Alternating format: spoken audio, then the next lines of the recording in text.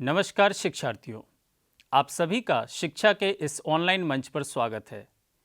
आशा करता हूँ आप सभी अच्छे होंगे।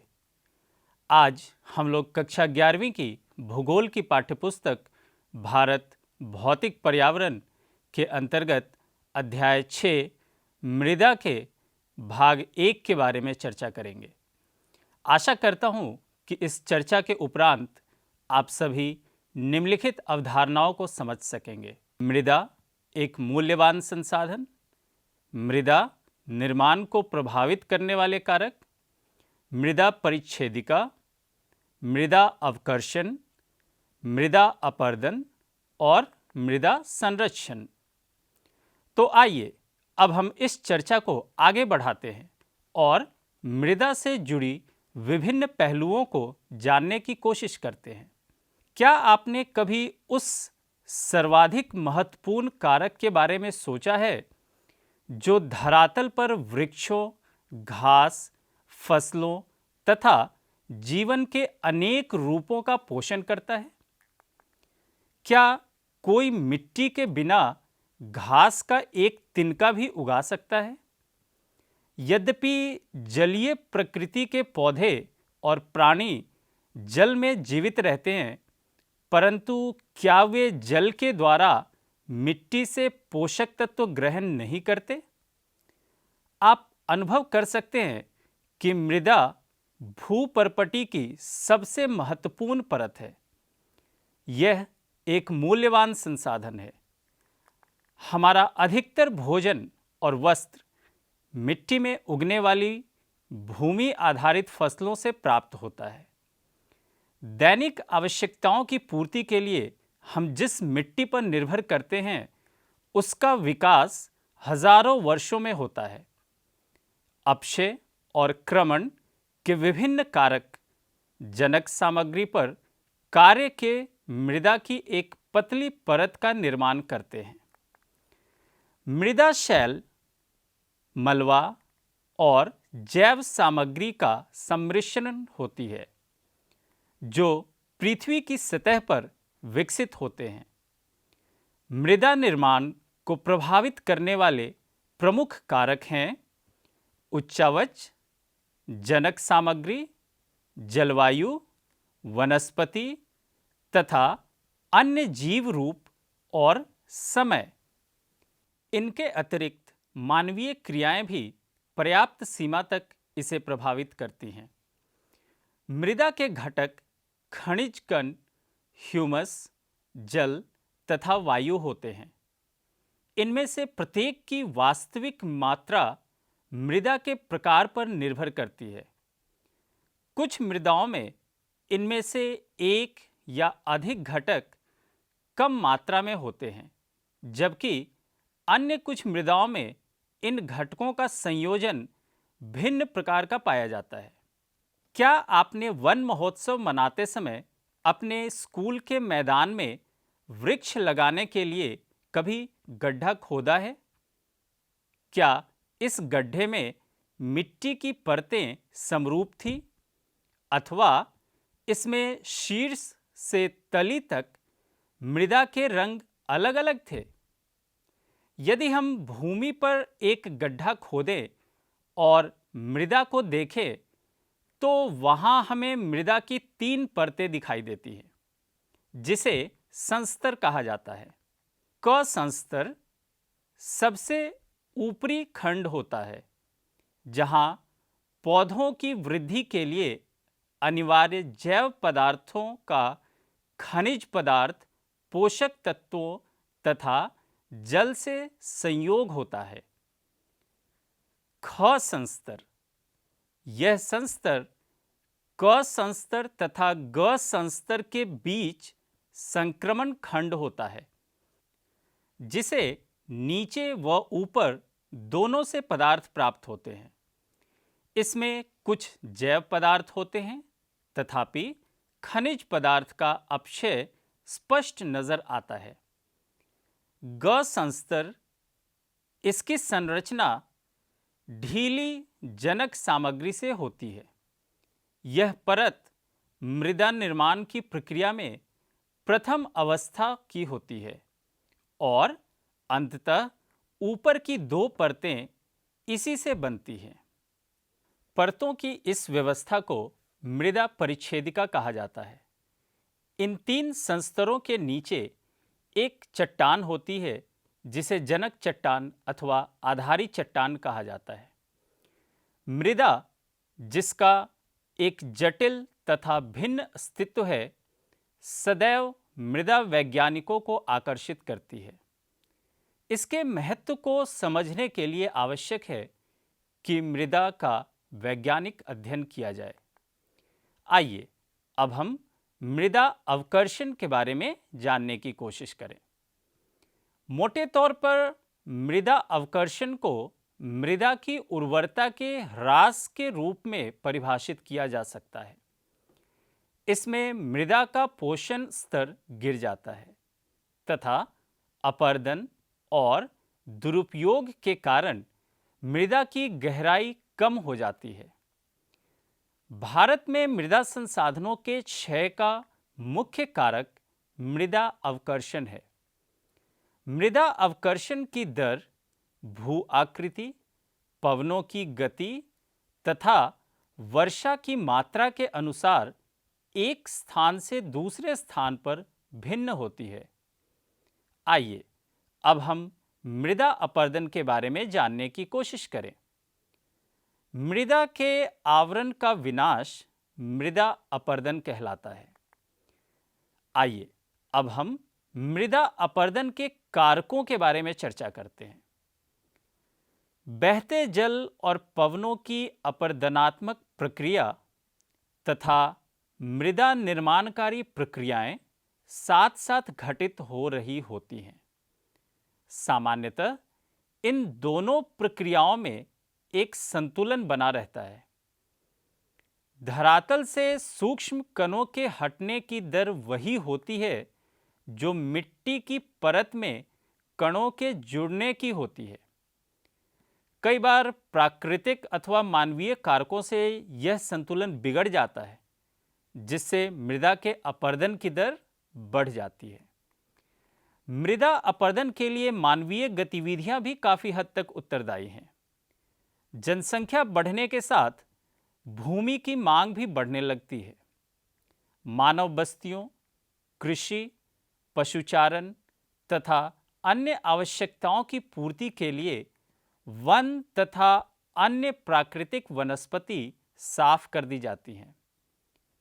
मृदा को हटाने व उसका परिवहन कर सकने के गुण के कारण पवन और जल मृदा अपरदन के 2 शक्तिशाली कारक हैं। पवन द्वारा अपरदन शुष्क और अर्ध शुष्क प्रदेशों में महत्वपूर्ण होता है। भारी वर्षा और खड़ी ढालों वाले प्रदेशों में बहते जल द्वारा किया गया अपरदन महत्वपूर्ण होता है।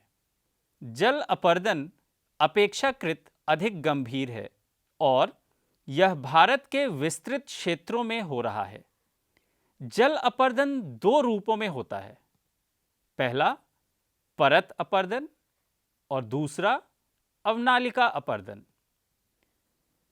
परत अपरदन समतल भूमियों पर मूसलाधार वर्षा के बाद होता है और इसमें मृदा का हटना आसानी से दिखाई नहीं देता, किंतु यह अधिक हानिकारक है क्योंकि इससे मिट्टी की सूक्ष्म और अधिक उर्वर पट्टी हट जाती है। अवनालिका अपरदन सामान्यतः तीव्र ढालों पर होता है। वर्षा से गहरी हुई अवनालिकाएं कृषि भूमियों को छोटे छोटे टुकड़ों में खंडित कर देती है, जिससे वे कृषि के लिए अनुपयुक्त हो जाती हैं। जिस प्रदेश में अवनालिकाएं अथवा बीहड़ अधिक संख्या में होते हैं उसे उत्खात भूमि स्थलाकृति कहा जाता है। चंबल नदी की द्रोणी में बीहड़ बहुत विस्तृत है। इसके अतिरिक्त ये तमिलनाडु और पश्चिम बंगाल में भी पाए जाते हैं। देश की लगभग 8000 हेक्टेयर भूमि प्रतिवर्ष बीहड़ में परिवर्तित हो जाती हैं। मृदा अपरदन भारतीय कृषि के लिए एक गंभीर समस्या बन गई है। इसके दुष्प्रभाव अन्य क्षेत्रों में भी दिखाई पड़ते हैं। नदी की घाटियों में अपरदित पदार्थों के जमा होने से उनकी जल प्रवाह क्षमता घट जाती है। इससे प्रायः बाढ़ भी आती है तथा कृषि भूमि को क्षति पहुंचती है। वनोन्मूलन मृदा अपरदन के प्रमुख कारणों में से एक है। पौधों की जड़ें मृदा को बांधे रखकर अपरदन को रोकती हैं। पत्तियां और टहनियां गिराकर वे मृदा में ह्यूमस की मात्रा में वृद्धि करते हैं। वास्तव में संपूर्ण भारत में वनों का विनाश हुआ है, लेकिन मृदा अपरदन पर उनका प्रभाव देश के पहाड़ी भागों में अधिक पड़ा है। भारत के सिंचित क्षेत्रों में कृषि योग्य भूमि का काफी बड़ा भाग अति सिंचाई के प्रभाव से लवणीय होता जा रहा है। मृदा के निचले संस्तरों में जमा हुआ नमक धरातल के ऊपर आकर उर्वरता को नष्ट कर देता है। रासायनिक उर्वरक भी मृदा के लिए हानिकारक हैं। जब तक मृदा को पर्याप्त ह्यूमस नहीं मिलता, रसायन इसे कठोर बना देते हैं और दीर्घ काल में इसकी उर्वरता घट जाती है। यह समस्या नदी घाटी परियोजनाओं के उन सभी समादेशी क्षेत्रों अर्थात कमांड एरिया में अधिक है जो हरित क्रांति के आरंभिक लाभ भोगी थे। अनुमानों के अनुसार भारत की कुल भूमि का लगभग आधा भाग किसी न किसी मात्रा में अवकर्षण से प्रभावित है। प्रतिवर्ष भारत में अवकर्षण के कारक लाखों टन मृदा व उसके पोषक तत्वों का ह्रास करते हैं, जिसका दुष्प्रभाव हमारी राष्ट्रीय उत्पादकता पर पड़ता है। इसलिए यह आवश्यक है कि मृदाओं के उद्धरण और संरक्षण के लिए तत्काल उपाय किए जाएं। आइए अब हम मृदा संरक्षण के बारे में चर्चा करते हैं। मृदा संरक्षण एक विधि है जिसमें मिट्टी की उर्वरता बनाए रखी जाती है, मिट्टी के अपरदन और क्षय को रोका जाता है और मिट्टी की निम्नीकृत दशाओं को सुधारा जाता है। यदि मृदा अपरदन और मृदा क्षय मानव द्वारा किया जाता है तो स्पष्टतः मानवों द्वारा इसे रोका भी जा सकता है। संतुलन बनाए रखने की प्रकृति के अपने नियम हैं। बिना संतुलन बिगाड़े भी प्रकृति मानवों को अपनी अर्थव्यवस्था का विकास करने के पर्याप्त अवसर प्रदान करती है। मृदा अपरदन मूल रूप से दोषपूर्ण पद्धतियों द्वारा बढ़ता है। किसी भी तर्क संगत समाधान के अंतर्गत पहला काम ढालों की कृषि योग्य खुली भूमि पर खेती को रोकना है। 15 से 25% ढाल लवणता वाली भूमि का उपयोग कृषि के लिए नहीं होना चाहिए।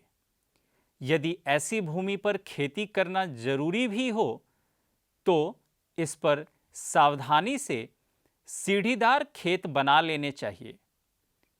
भारत के विभिन्न भागों में अतिचराई और स्थानांतरित कृषि ने भूमि के प्राकृतिक आवरण को दुष्प्रभावित किया है, जिससे विस्तृत क्षेत्र अपरदन की चपेट में आ गए हैं। ग्रामवासियों को इनके दुष्परिणामों से अवगत करवाकर इन्हें नियमित और नियंत्रित करना चाहिए। समोच्च रेखा के अनुसार मेढ़बंदी, समोच्च रेखीय सीढ़ीदार खेत बनाना, नियमित वानिकी, नियंत्रित चराई आवरण फसलें उगाना, मिश्रित खेती तथा शस्यावर्तन आदि उपचार के कुछ ऐसे तरीके हैं जिनका उपयोग मृदा अपरदन को कम करने के लिए प्रायः किया जाता है।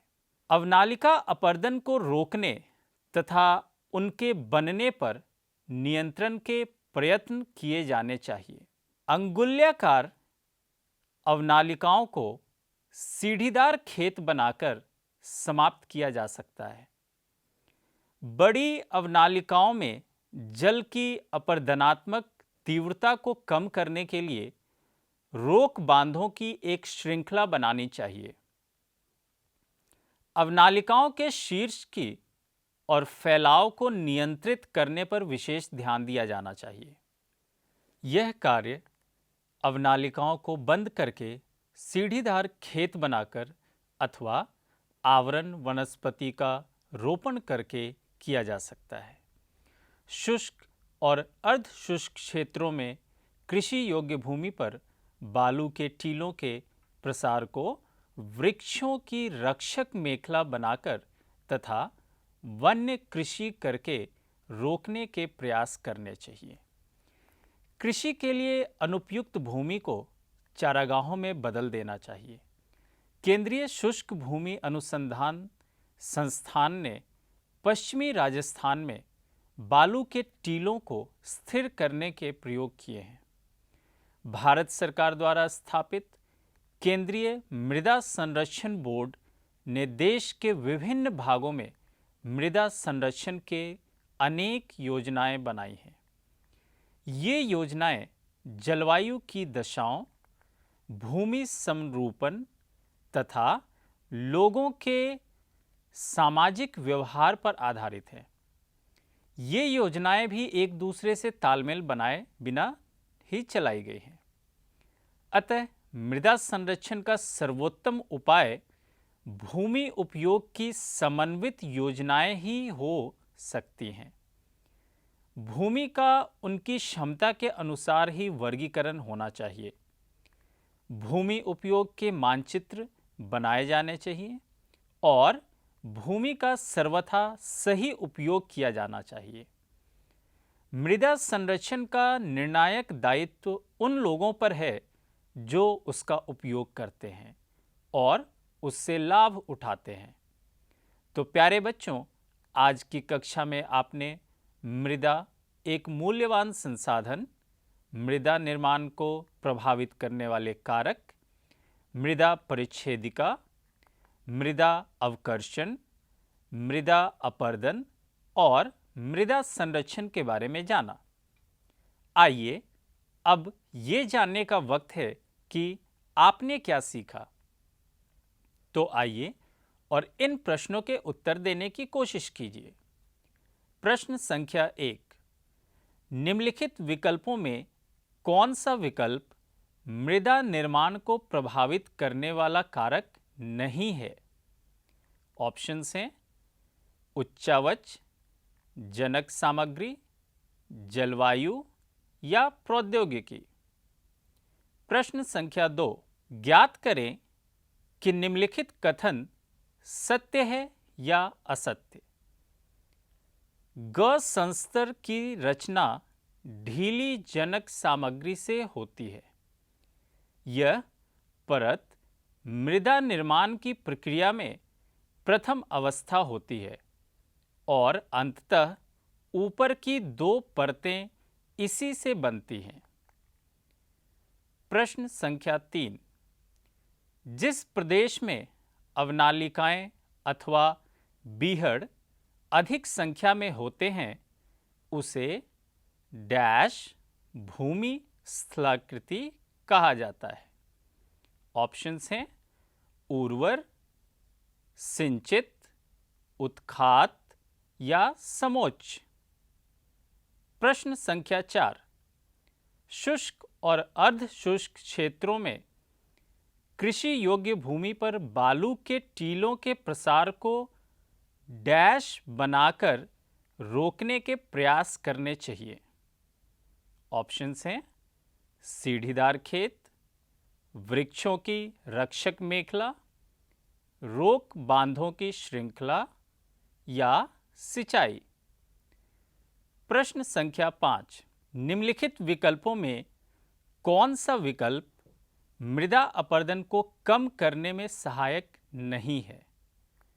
ऑप्शंस हैं समोच्च रेखा के अनुसार मेढ़बंदी, समोच्च रेखीय सीढ़ीदार खेत बनाना, नियमित वानिकी या सिंचाई और रासायनिक उर्वरकों का अत्यधिक उपयोग।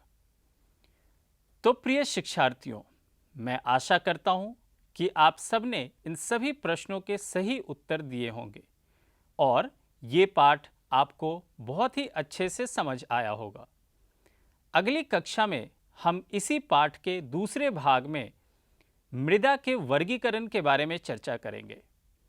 तो इन्हीं शब्दों के साथ मैं आज की कक्षा समाप्त करता हूं और आपसे विदा लेता हूं। स्वस्थ रहें, सुरक्षित रहें। धन्यवाद।